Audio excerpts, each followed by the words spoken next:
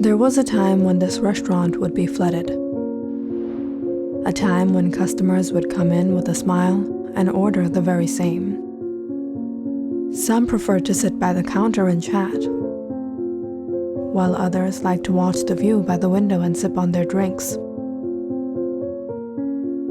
There was a young woman in particular who came every day. Her name was Crystal. The first time, she came with her friends, and I saw her passing a glance at me. She was pretty, blonde hair, beautiful eyes. She went to the local college, and I was just getting started on my business running this restaurant. It all began with sweet words and kind gestures, small tips in the container at the counter, a smile on day 1 and a goodbye, see you again on day 2, until Crystal started coming to the restaurant every day. She distracted me in my work, she got in the way, but hey, it was cool because we started to become friends. Hey chef, is this like some sort of act? Because I know you're not nice. You can actually be quite rude. Rude? What did I do? You heard me. You don't think I've seen you in the kitchen, beating those eggs and whipping that cream, and you think you'll get away with that sweet smile you give everyone out here? Oh, I get it. Good one. That was funny. She often shared silly jokes and absolute gossip that was going on in her life or at her college that I barely even understood. However, I humored her. But that was as far as I was willing to go. It seemed that Crystal started to suppose that I liked her. Yes, she was nice, but I wasn't looking forward to any relationship, especially not with a young, naive college girl in her early 20s. So, where are you taking me on our first date? Or are you going to cook yourself, chef? Date? You're joking with me, right? No, I was asking you. When are you free? I'm sorry, Crystal, but I'm really busy running this restaurant. I don't have time for these things in my life right now. So that's a no. This restaurant is more important to you than me. You can't take one day off. It's not like that, Crystal. Just by the way Crystal stormed out the restaurant, I realized she wasn't the type of girl to back off. Guess that's not the thing these days for girls to get rejected. Nope, only the guys face that kind of trouble. There's something in the food. I remember her saying the next day she came into the restaurant. I thought she wouldn't return, she would be pissed, but it seemed that she had some sort of other tricks down her sleeve. Of course, she would do that. She needed to get revenge. Who was I to reject her, she thought. She was too good. And it only got worse. From one bad review to much more conjecture that there was something gruesome and vile going on in my kitchen. She convinced her friends. What did they think? It was a prank? They came into the restaurant and ordered. I should have sent them out, but I felt obliged to serve my customers. I watched them joke and gossip while they waited for their order, and every now and then, I saw Crystal peering over the counter looking at me. I knew she was up to something, but I couldn't figure what until near the end of their meal. One of the friends called out, "There's something in the food." "It doesn't smell right. Is this beef or is this pork?" "What? A hair?" "No, a nail, a finger, a severed eyeball. What more could they find in what I prepared?" The rumors only got worse till the point people started to question. People started to allege that something gruesome and vile was going on in my kitchen. The ones that used to smile at me now asked me doubtfully, "Where do you buy the produce?" "There's been a significant drop in the customers. How do you run the business? Do you do something else?" "I'm not ordering today. Just thought I would give you a piece of advice. It's not good to betray those who depend on you." What was that supposed to mean? And that's when I found out exactly what it meant. The situation had spiraled way out of control, from nothing to something I could have never imagined. Someone had called the police and reported seeing an individual who had recently gone missing behind in the parkway of my restaurant.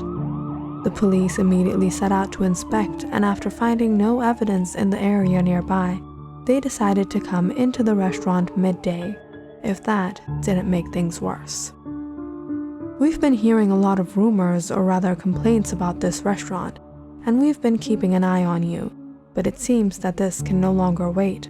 We have to inspect this place. Apparently, there was a butcher, a most wanted criminal ravaging the town. He went out kidnapping men and women. He hid them in his freezer in all shapes and sizes.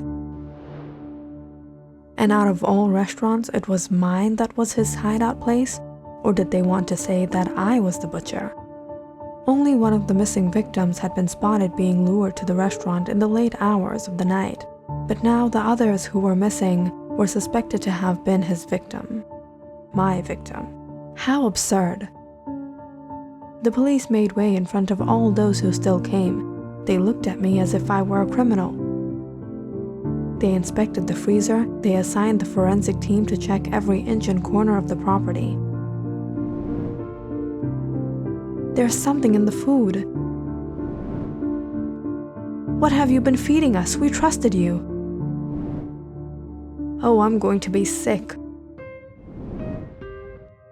This is an allegation. Wait, no, don't go. Someone has done this, I swear. At best, this was a joke. I've been running this restaurant for 2 years now. If there was something odd, I would have gotten caught. But all the people had to say was that something gruesome and vile was going on in my kitchen. The police, of course, hadn't gotten a clue. They swiped the place clean to find no rules had been violated by me in any way. However, that didn't stop people from being doubtful about the food.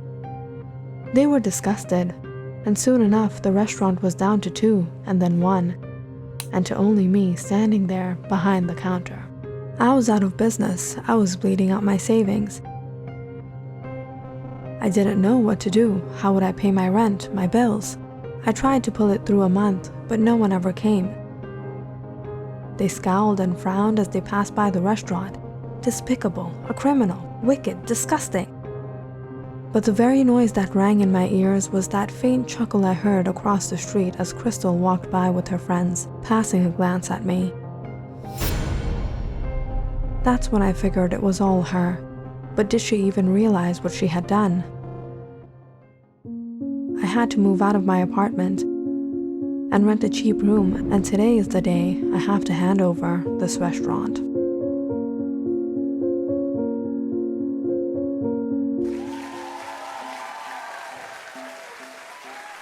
Stay tuned to find out the best and the worst places to dine on Laguna Beach.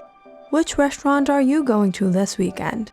The Tasty Fast Food and Grill has been under inspection by the police for over a month now. They say the owner might be involved in some vile, wicked business. 16 people have been reported missing in the past year. Witnesses have come forth anonymously in fear that this butcher, aka whoever is operating the Tasty Fast Food and Grill, being the prime suspect, will make them his next target. The restaurant has been alleged of serving customers something despicable, something horrendous, something they wouldn't even imagine in their worst nightmare. So ladies and gentlemen, before you dine out this weekend, you better be safe than sorry and skip out on the worst restaurant in Laguna Beach.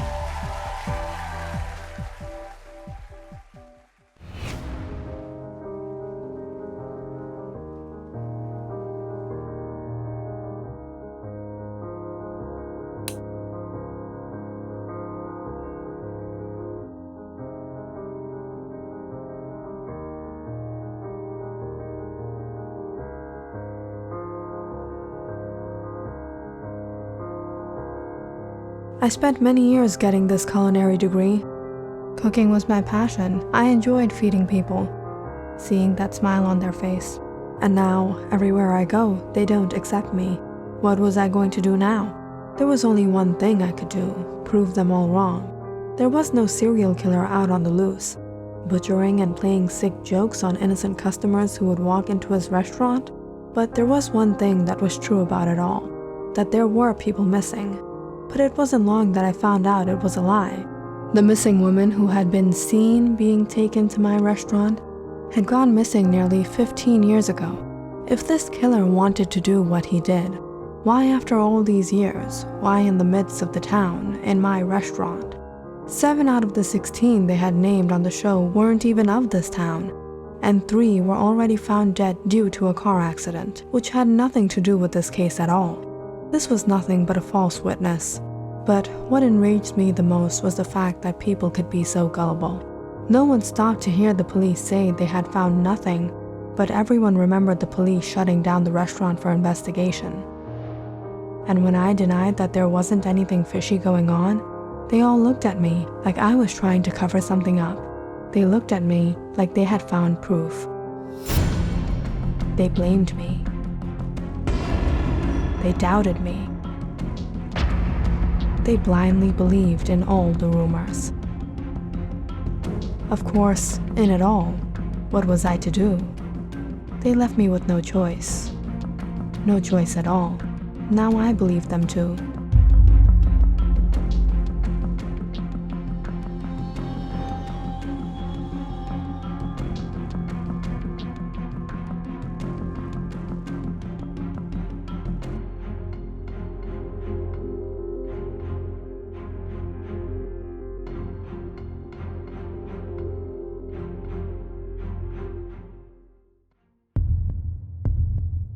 You guys seen Crystal? I haven't seen her around. I tried calling her, but she isn't picking up. Does this taste a little weird to you? It's street food, what do you expect? Just enjoy. There's something in the food.